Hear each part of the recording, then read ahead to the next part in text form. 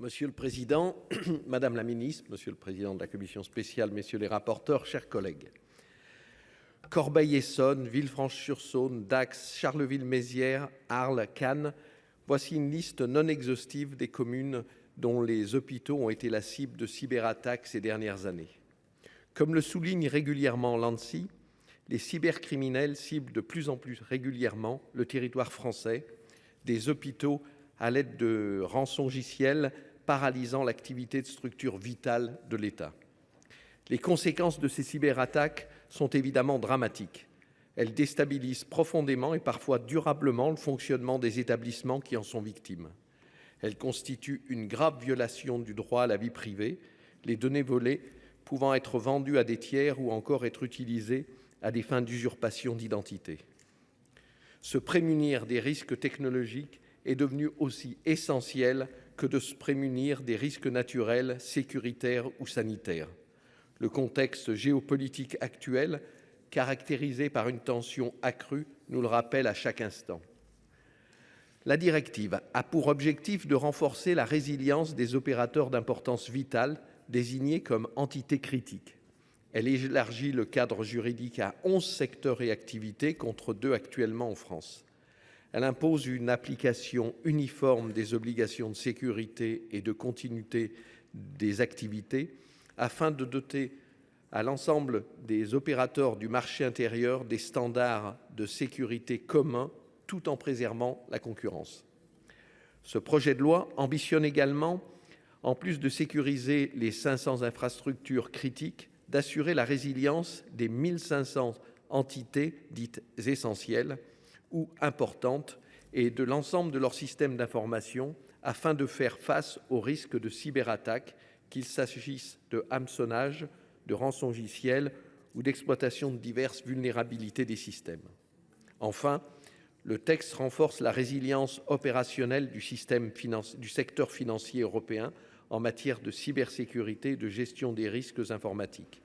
Il prévoit pour les entités financières l'obligation de mettre en place des cadres complets de gouvernance des risques liés aux technologies de l'information et de la communication et de respecter des normes strictes de protection des données des clients.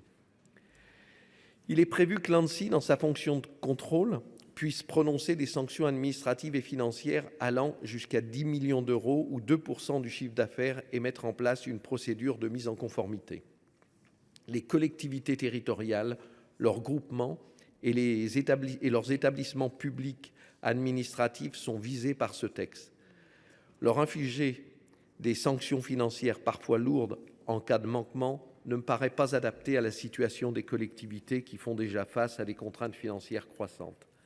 La réalité est que 73% des petites et moyennes collectivités ne peuvent se permettre de consacrer plus de 5 000 € par an à l'informatique et à la sécurité des systèmes. Aussi, le groupe RDSE a déposé plusieurs amendements visant à prendre en compte l'impératif donné aux collectivités de maîtriser leurs dépenses dans un contexte de baisse de leurs ressources financières. Nous proposons de les exonérer de sanctions financières en cas de manquement aux obligations de sécurité des systèmes d'information. Nous appelons à privilégier des approches alternatives telles que l'accompagnement, la formation et le soutien technique. Le groupe RDSE a également déposé un amendement réduisant l'astreinte pouvant être appliquée à une collectivité de 5 000 € à 100 € par jour. Nous proposons aussi d'exonérer de financement d'audit les administrations de l'État, ces établissements publics administratifs, les collectivités territoriales, leurs groupements et leurs établissements publics administratifs. L'imposition d'un contrôle à leur charge représenterait une contrainte financière supplémentaire qui risquerait d'entraver leur fonctionnement et de compromettre leur équilibre budgétaire. Enfin, il nous semble raisonnable de laisser un délai de 5 ans pour appliquer les nouvelles règles, ce qui permettrait à l'État d'accompagner les collectivités territoriales dans leur mise en œuvre par une évaluation des moyens et par la mise en place d'une offre de formation. Ce texte est nécessaire. Les obstacles sont multiples. De nombreuses PME sont limitées par des questions de trésorerie. Les solutions de détection ne sont pas toujours à leur portée. Parfois, il y a un manque de ressources humaines ou de connaissance des réglementations. Nous devons veiller à ce que les obligations soient proportionnées à la situation de l'entité concernée, à ce que des collectivités qui sont en première ligne dans la lutte contre les menaces cyber bénéficient d'un accompagnement de l'État tout au long du processus.